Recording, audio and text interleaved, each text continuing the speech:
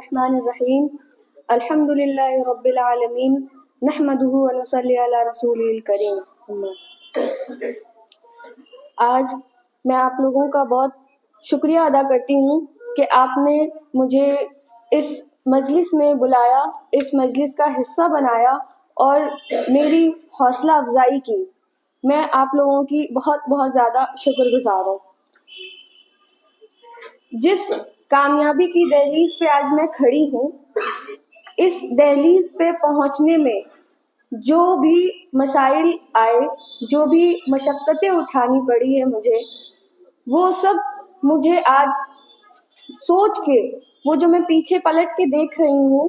وہ سب دیکھنے میں مجھے بہت اچھا لگ رہا ہے، بہت خوشی محسوس ہو رہی ہے۔ اور آج میں جس مقام پہ کھڑی ہوں اس کے لیے میں سب سے زیادہ اللہ پاک کی شکر گزار ہوں۔ اللہ پاک کا میں سب سے زیادہ شکریہ ادا کرتی ہوں کہ انہوں نے مجھے اتنی بڑی کامیابی سے نوازا۔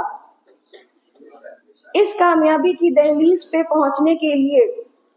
قدم بہ قدم جن کا ساتھ رہا، جنہوں نے میرے لیے ایک ڈھال کی طرح وہ میرے ساتھ رہے، میرے والد محترم مولانا قاری احمد بخاری صاحب اور میری والدہ، ان لوگوں نے مجھے جو حوصلہ افزائی کی کہ ڈگری حاصل کرنا آسان بات ہے، ڈگری آپ جمع کر سکتے ہیں، لیکن کسی کمپٹیشن کا صرف اور صرف حصہ بننے کے لیے بھی جو جذبہ چاہیے، جو ہمت چاہیے، وہ بہت مشکل سے مل پاتی ہے۔ اور یہ ہمت آپ کے اندر صرف اپنے اکیلے کی نہیں ہو سکتی ہے، یہ تھرو آؤٹ آور جرنی ہمیں قدم بہ قدم اس میں جو ہے اپنے ساتھ والوں کے سپورٹ کی ضرورت ہوتی ہے، موٹیویشن کی ضرورت ہوتی ہے۔ اور جو سپورٹ، جو موٹیویشن مجھے اپنی فیملی سے ملی، اپنے والدین سے، اپنے بھائی بہنوں سے اور میرے تمام وہ رشتہ دار جنہوں نے میرا ساتھ دیا، میں ان تمام لوگوں کی بہت ہی زیادہ شکر گزار ہوں، میں ان لوگوں کی بہت احسان مند ہوں۔ اور میں تمام لوگوں جو آج یہاں جمع ہوئے ہیں ہمیں سننے کے لیے اور ہماری حوصلہ افزائی کرنے کے لیے، ان تمام لوگوں کی بھی میں بہت ہی زیادہ شکر گزار ہوں۔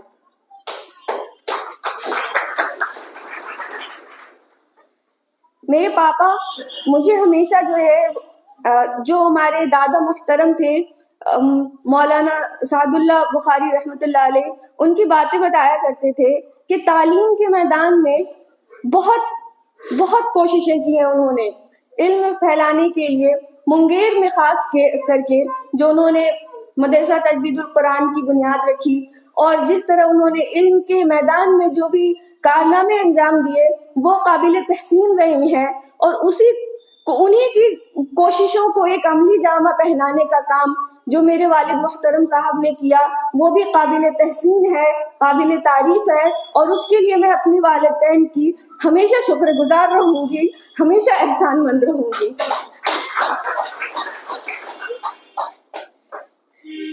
میرے بڑے بھائی صاحب فیصل بخاری صاحب جو ہیں، انہوں نے بھی جو مجھے ہمیشہ جو ہے انہوں نے میری حوصلہ افزائی کی، مجھے جو ہے سہارا دیا، کسی بھی طرح کی ہو، چاہے وہ فائنینشیل طور پہ ہو، ایموشنل طور پہ ہو، کبھی جو ہے مجھے کویشچن نہیں کیا، کیونکہ ہم ایسے معاشرے کا حصہ ہیں، ایسے معاشرے میں رہتے ہیں جہاں پہ عورتوں کی تعلیم وہ صرف بہت بنیادی تعلیم ہوتی ہے، خاص کر کے انہیں دینی تعلیم کے جو حدود ہیں وہیں تک جو ہے محدود رکھا جاتا ہے، اور دنیاوی تعلیم تو بہت بیسک 10th اور 12th تک ہی ہو پاتی ہے۔ لیکن جب مجھے ہائر ایجوکیشن کے لیے باہر بھی بھیجا گیا اور لوگوں کے طعنے بھی سننے پڑے، اگر میں کہوں کہ نہیں میرا یہ سفر بہت آسان رہا تھا تو یہ بہت ہی غلط ہوگا۔ مجھے بھی سماج سے، معاشرے سے بہت باتیں سننے کو ملی، میرے والدین کو بھی سننے کو ملی، میرے بھائی بہنوں کو بھی سننے کو ملی ہیں، اور انہیں یہ بھی کہا جاتا تھا کہ آپ نے جو لڑکی کو باہر پڑھنے کے لیے بھیجا ہے تو کیا آپ ان کے کمانے کا انتظار کر رہے ہیں؟ کیا آپ کو ان کی کمائی کھانی ہے جو آپ اپنی بچی کو باہر بھیج رہے ہیں پڑھنے کے لیے؟ بہت اس طریقے کے بہت طرح کے سوالات جو ہیں وہ ہمیشہ جو ہے ان کے سامنے آتے رہے، لیکن کبھی بھی جو ہے انہوں نے ہمت نہیں ہاری۔ اور سب سے بڑی بات کہ انہوں نے جو مجھے تربیت دی وہ تربیت مجھے ہمیشہ کام آئی. ایسا نہیں ہے کہ مجھے بگڑنے کے موقع نہیں ملے, مجھے بھٹکنے کے موقع نہیں ملے, ایسا نہیں تھا. لیکن جس خاندان سے میں تعلق رکھتی ہوں اور جو تربیت دے کے مجھے میرے والدین نے اپنے گھر سے روانہ کیا تھا, میں نے اس کو ہمیشہ اپنے نظر کے سامنے رکھنے کی کوشش کی. تو میں ان تمام والدین سے بھی آج جو بھی یہاں پہ موجود ہیں یہی گزارش کروں گی کہ آپ اپنے بچوں کو تربیت دیں اور اچھی تربیت دیں. تعلیم تو ہے, تعلیم آپ کو اچھا انسان بنا سکتی ہے, لیکن جو تربیت ہوتی ہے آپ کے والدین کی وہ ہمیں ہر مرحلے میں ہر طرح سے جو ہے کام آتی ہے. وہ ہمارے لیے ایک گائیڈنگ لائٹ ہوتی ہے کہ ہم کس خاندان سے تعلق رکھتے ہیں, ہم کس معاشرے سے تعلق رکھتے ہیں, ہمارے والدین کس طرح کے ہیں, ہم کو ان کی جو لیگیسی ہے اس کو آگے لے کے جانا ہے. تو وہ چیز ہمارے بہت زیادہ کام آتی ہے. میرے والد صاحب ہمیشہ مجھ سے یہی کہتے تھے کہ بیٹا تم جس خاندان سے تعلق رکھتی ہو اس کا بہت زیادہ نام ہے, تم کو اس نام کو اور آگے لے کر جانا ہے. اور آج جو ایگزام میں نے کوالیفائی کیا ہے PCSJ کا, جوڈیشری کا جو ایگزام ہوتا ہے, تو یہ جو باقی تمام لوگوں نے بھی بولا کہ یہ انصاف کا جو کام ہے اس میں مجھے انصاف کرنا ہے. لیکن انصاف کی جو اگر آپ مجھ سے پوچھیں گے کہ مجھے انصاف کی ترغیب کہاں سے ملی, تو وہ مجھے میرے والد محترم صاحب سے ملی کہ انہوں نے ہمیشہ, آپ کو میں بتا دوں کہ میرے 8 بھائی اور 2 بہنیں ہیں ہم دونوں, اور پھر بھی میرے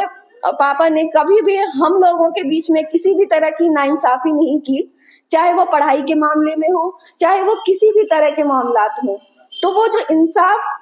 کا جو نمونہ میرے والد محترم نے ہمیں دکھایا ہے, میں اسی کو آگے لے کے جانے کی کوشش کروں گی, اور کبھی بھی میں ناانصافی یا کرنے کی, اللہ تعالیٰ جو ہے مجھے ہمیشہ انصاف کرنے کی توفیق عطا فرمائیں گے. یہ جو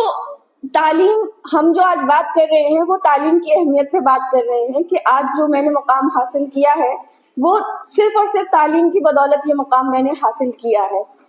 لیکن ساتھ ہی ساتھ میں جس خاندان سے تعلق رکھتی ہوں وہاں پہ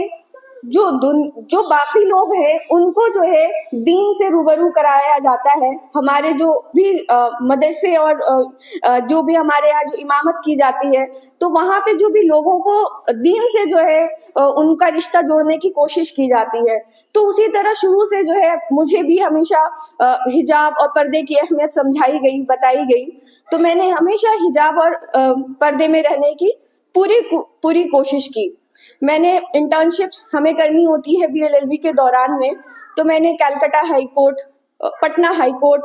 سپریم کورٹ تک میں نے انٹرنشپ کی, اور میں نے کبھی بھی جو ہے اپنا نقاب اور اپنا حجاب نہیں اتارا. وہاں پہ بھی تو جو ویسی لڑکیاں جو یہ سوچتی ہیں کہ اگر ہم اعلیٰ تعلیم حاصل کرنے جائیں گے تو حجاب سے اور نقاب سے ان کا رشتہ ٹوٹ جائے گا, تو یہ حقیقت نہیں ہے. ڈرایا انہیں جاتا ہے جو ڈرتے ہیں. اگر آپ کے اندر اگر اتنی صلاحیت ہے, اپنے اندر اتنا کانفیڈنس ہونا چاہیے کہ اگر میرے حجاب پہ, میرے لباس پہ اگر کوئی ہاتھ ڈالے گا, کوئی آنکھ اٹھانے کی بھی کوشش کرے گا, تو جو ہندوستان کا آئین ہے, ہندوستان کا قانون ہے, آرٹیکل 25 ہے جو ہمیں رائٹ ٹو ریلیجن یعنی کہ ہمیں مذہب کی آزادی دیتا ہے. ہم کیا پہن سکتے ہیں, کیا اوڑھ سکتے ہیں, کیا کھا سکتے ہیں, ان تمام باتوں کی ہمیں آزادی ہے. اور ان تمام آزادی کے ساتھ آپ جتنی بھی تعلیم حاصل کرنا چاہتے ہیں وہ تمام تعلیم آپ حاصل کر سکتے ہیں. اور تعلیم کی جو اہمیت ہے وہ تو جو قرآن کی پہلی آیت تھی, اقرأ بسم ربک الذی خلق, کہ تعلیم حاصل کرنے کے لیے پڑھنے کے لیے ہمیں کہا گیا. اور یہ بھی کہا گیا ہے کہ پالنے سے لے کر قبر تک علم حاصل کرو. تو علم ہمیں یہ نہیں دیکھنا ہے کہ یہ دینی تعلیم ہے یا دنیاوی تعلیم ہے، ہم دنیاوی تعلیم دیں گے تو بچے بگڑ جائیں گے. ہمیں اپنے بچوں کو پہلے سنوارنا ہے. وہ جو ارلی ایج ہوتا ہے 5 to 10 ایئرس کا، اس میں وہ پیرنٹس کی ذمہ داری ہے کہ وہ آپ کے اوپر یہ ذمہ داری ہے، یہ ڈیوٹی ہے کہ آپ اپنے بچوں کی ایسی تربیت کریں، ایسی تعلیم دیں کہ وہ چاہے دنیا میں کسی بھی کونے میں چلے جائیں، وہ وہاں جا کر کے اپنی پہچان، اپنی آئیڈینٹی کو نہیں بھولے، اپنی تربیت کو نہ بھولے. کمپٹیشن میں جب میں انٹر ہوئی، جب میں نے تیاری کرنی شروع کی، تو بہت سے مرحلوں میں ایسا ہوتا تھا کہ میں بہت گھبرا جایا کرتی تھی. ایگزام سے پہلے مجھے تھوڑا اینزائٹی ایشو ہونے لگتا تھا. تو میں نے جو ہے سب سے زیادہ جو کہوں گی کہ میں نے ایک آیت ہے جس کو میں نے سب سے زیادہ پڑھا، وہ تھا ایاک نعبد و ایاک نستعین. مطلب یہ آیت پڑھ کے مجھے اتنی زیادہ اس سے وہ طاقت ملتی تھی کہ اے اللہ، ہم آپ کی ہی عبادت کرتے ہیں اور آپ ہی سے مدد مانگتے ہیں، آپ میری مدد نہیں کریں گے تو کون کرے گا. تو اس آیت کو میں نے بہت زیادہ پڑھا. اور جو 2 آیتیں تھی، ایک تھی جو میں نے اپنے بالکل میں نے لکھ کر کے رکھتی تھی، وہ تھا وَلَسَوْفَ يُعْطِيكَ رَبُّكَ فَتَرْضَىٰ and your Lord will give you so much that you will be pleased. کہ آپ کا رب آپ کو اتنا دے گا کہ آپ خوش ہو جائیں گے. تو اللہ تعالیٰ کسی کو بھی کوئی بھی پریشانیاں اس کی صلاحیت سے زیادہ نہیں دیتے ہیں، اور اللہ تعالیٰ اپنے جو عزیز بندے ہوتے ہیں انہی کو آزمائش میں ڈالتے ہیں. تو اگر مجھے جن آزمائشوں کا سامنا کرنا پڑا ہے تو مجھے اپنے آپ کو خوش نصیب سمجھنا چاہیے کہ یہ آزمائشیں میرے سامنے آئی تو اس نے مجھے اپنے رب کے، اپنے اللہ کے قریب کیا. جہاں تک پردے کی بات پہ میں تھی، تو میں آپ کو بتاؤں کہ ہم لوگ نے جو PCSJ کے ایگزام کے لیے جب ہم نے اپنے فارمز ڈالے تو اراؤنڈ 40 to 45,000 کینڈیڈیٹس تھے اس میں، 40 سے 45 ہزار، اور ویکینسی صرف 153 تھی، 153 ویکینسی تھی.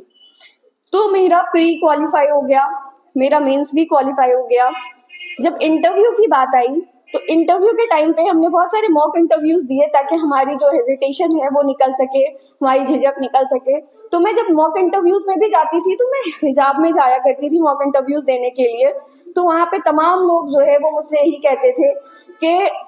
انٹرویو جو ہوتا ہے وہاں پہ اپنی پہچان نہیں ظاہر کرنی ہوتی ہے کہ آپ کس طبقے سے، کس مذہب سے کیا بلونگ کرتے ہیں. وہاں پہ جو ہمارا انٹرویو ہوتا ہے اس میں ایک کوڈ دیا جاتا ہے ہمیں، جیسے میرا تھا 238، یہ میرا کوڈ تھا، تو اس کوڈ سے ہمیں جو ہے وہاں پہ مخاطب کیا جاتا ہے. تو اگر میں حجاب لگا کر کے جاؤں گی تو یہ میری پہچان ظاہر ہو جائے گی کہ میں مسلمان ہوں. اور وہ یہاں پہ فیل کرنے کا بھی نظم ہے کہ 100 میں سے 35 مارکس آپ کو لانے ہوتے ہیں کوالیفائی کرنے کے لیے. تو اگر ان کو یہ چیز اگر پسند نہ آئے تو وہ فیل بھی کر سکتے ہیں. تو بہت سارے لوگ مجھ سے یہ کہتے تھے کہ انٹرویو کی بات ہے، 10-15 منٹ کی بات ہے، اپنا حجاب ہٹا دو، جب نوکری مل جائے گی تو تم حجاب کر لینا، تمہیں کون روک رہا ہے، ایک پوزیشن مل جائے گی تو تمہیں کون روکے گا، پھر تم جتنا تمہیں پردہ کرنا ہے، جتنا حجاب کرنا ہے تم کر لینا. میں بہت زیادہ پریشان تھی ایون اس چیز کے ریگارڈنگ. پھر میں نے اپنے پاپا کو کال کیا، میں نے ان کو بولا کہ سب لوگ مجھ سے ایسے کہہ رہے ہیں کہ حجاب ہٹا دو، پردہ ہٹا دو، حجاب کر کے مت جاؤ انٹرویو دینے کے لیے، ورنہ ایک بار انٹرویو تم کریک کر لو، کوالیفائی کر لو ایگزام، اس کے بعد پھر تم جو ہے حجاب کر لینا. تو میرے پاپا نے کہا کہ تمام کامیابی اللہ کی طرف سے ہے، اگر اللہ چاہے گا تو تم حجاب میں بھی کامیاب ہو جاؤ گی، اور اگر تم حجاب کو اگر بوجھ سمجھو گے تو پھر تم کتنا بھی پڑھ کے جاؤ صرف ناکامیابی ہی تمہارے ہاتھ لگے گی. اللہ کو ناراض کر کے کسی بھی طرح کی کامیابی تمہارے ہاتھ نہیں لگ سکتی ہے. یہ چیز جو ہے یہ میرے لیے بہت ہی اسٹرانگیسٹ پوائنٹ آف موٹیویشن رہا کہ میں حجاب کر کے میں آرام سے میں گئی انٹرویو دینے کے لیے. اور مجھ سے سوالات بھی ایسے کیے گئے کہ انہوں نے مجھ سے یہ سوال کیا آخر میں کہ انڈیا میں کون سی ایسے مندر اور مسجد ہیں جہاں پہ عورتوں کو جو ہے انٹری کی اجازت نہیں ہے، عورتوں کو اندر آنا منع ہے. میں نے ان سے کہا کہ اسلام میں تو عورتوں کا کسی بھی مسجدوں میں جانا منع نہیں ہے، سبجیکٹ ٹو سیگریگیشن، پردے کا انتظام ہو.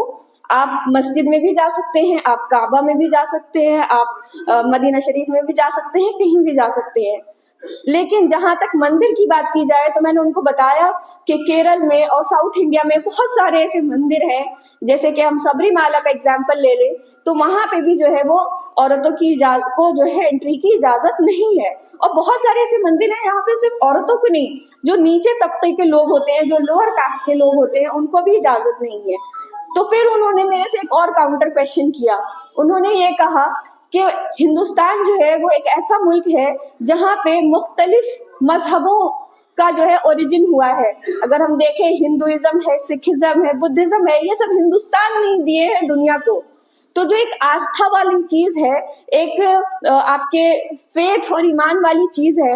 اور دوسری طرف جو ہے ہندوستان ایک ایسا ڈیولپنگ کنٹری ہے جہاں پہ جو جینڈر ایکوالٹی ہے کہ عورت اور مرد دونوں کو برابری کا حصہ مل سکے, تو آپ کس کو ترجیح دینا پسند کریں گی؟ کہ برابری کو آپ ترجیح دیں گی, جیسے کہ اگر برابری کو ترجیح دیں گی تو عورتوں کو بھی آپ کو انٹری دینی پڑے گی. اور اگر آپ اسپریچول بلیف کی بات کریں, آپ اگر آستھا کی بات کریں گی تو وہاں پہ پھر عورتوں کو آپ جو ہے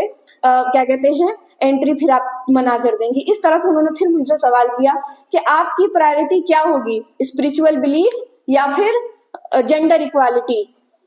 تو میں نے ان سے یہی کہا کہ as a developing nation we need gender equality, it's essential for us, کیونکہ جینڈر ایکوالٹی اگر ہم کو بڑھاوا دیتے ہیں تو وہاں پہ ہم جو ہے عورتوں کو جو ہے اس سیم پلیٹ فارم پہ لا سکیں گے جس سیم پلیٹ فارم پہ ابھی مرد حضرات ہیں. لیکن جب اگر ہم بات کریں اسپریچول بلیف کی اور آستھا کی, تو ہم نے دنیا کو مختلف مذاہب سے روشناس کرایا ہے, تو ہم اسپریچول بلیف کو بھی جو ہے آل ٹوگیدر نکار نہیں سکتے ہیں, چھوڑ نہیں سکتے ہیں. اگر ہم اسپریچول بلیف کو نکال دیں گے انڈیا سے تو India will be like a body without soul, کہ ایک انڈیا جو ہے ایک ایسا جسم ہو جائے گا جس کے اندر روح نہیں ہے, اگر ہم اسپریچول بلیف کو نکال دیتے ہیں انڈیا سے. تو اس پہ ہی جو ہے وہ انہوں نے بہت خوش ہو کر کے مجھ سے کہا تھا کہ now your interview is over, you may go. اور پھر انہوں نے یہ بھی بولا تھا کہ گاڈ بلیس یو. تو انہوں نے جس انداز میں بولا تھا, مجھے ایسا اس وقت تھوڑا لگ رہا تھا کہ شاید میرا انٹرویو اچھا ہوا ہے. میں نے باہر آ کر کے بتایا بھی کہ یہ سارے سوالات تھے, تھوڑے کنٹروورشل تھے, لیکن بہت آسانی سے جو ہے اس کو ہو گئے تھے. تو یہ یہاں تک کا میرا سفر رہا تھا. تو میں آپ لوگوں کو آپ لوگوں سے گزارش کروں گی کہ آج کے دور حاضر میں مسلمان یا پھر کوئی بھی قوم اگر کسی مشکل دور سے گزر رہی ہے تو اگر اس کی جڑ تک آپ پہنچیں گے, ریزن تک پہنچنے کی کوشش کریں گے, تو کہیں نہ کہیں آپ کو تعلیم کی کمی نظر آئے گی. دور حاضر میں مسلمانوں کے اندر تعلیم کی کمی جو ہے وہ آپ کو واضح طور پہ نظر آئے گی, کہیں نہ کہیں آپ کو گراوٹ دیکھنے کو ملے گی. تو ایک دور تھا جب لوگ کہتے تھے کہ ایک گھر میں جو ہے وہ ایک ڈاکٹر ہے اور ایک انجینئر ہونا چاہیے, اور اس لحاظ سے جو ہے یہاں رحمانی فاؤنڈیشن کی طرف سے رحمانی 30 کا بھی انعقاد کرایا جاتا ہے. لیکن آج کا جو دور حاضر ہے, اس دور میں میں کہوں گی کہ ہر ایک گھر میں ایک وکیل ہونا بھی بہت زیادہ ضروری ہے, کہ کوئی بھی مسئلے اگر آپ کے سامنے آ رہے ہیں, اگر آپ خود اس مسئلے سے واقف ہیں تو آپ اس مسئلے کو بخوبی حل کر سکتے ہیں. ٹھیک ہے, جیسے کہ ابھی لوگوں کو جھوٹے کیسز میں پھنسانے کی کوشش کی جاتی ہے, یا جس طرح سے بھی ان کو جو ہے قانون کے داؤ پیچ میں الجھانے کی کوشش کی جاتی ہے, اگر آپ خود قانون کے ماہر ہوں گے تو آپ کو کوئی اس طرح سے جو ہے پھنسانے کی یا الجھانے کی کوشش نہیں کرے گا. اور اگر وہ کوشش کرتا بھی ہے تو آپ بہت اچھی طریقے سے جو ہے اس کو کاؤنٹر کرنے کی کوشش کر سکیں گے. اور آج کے دور میں خاص طور پہ میں یہ کہوں گی کہ میں نے جب لا کی پڑھائی شروع کی تھی تو وہ میرے لیے شوق تھا, لیکن آج کے دور میں مسلمانوں کے لیے یہ ضرورت اور ذمہ داری بن گئی ہے کہ وہ اپنے بچوں کو زیادہ سے زیادہ قانون کی پڑھائی کروائیں, تاکہ آنے والے دور میں مسلمان اپنی موجودگی جو ہے وہ قانون کے میدان میں بھی درج کرائے, اور زیادہ سے زیادہ وکلا اور ججز جو ہے مسلمان قوم سے باہر نکل کے آئے, تبھی ہم اپنے قوم کی خدمت کر سکتے ہیں, اپنے قوم کے کام آ سکتے ہیں. تھینک یو سو مچ. السلام علیکم.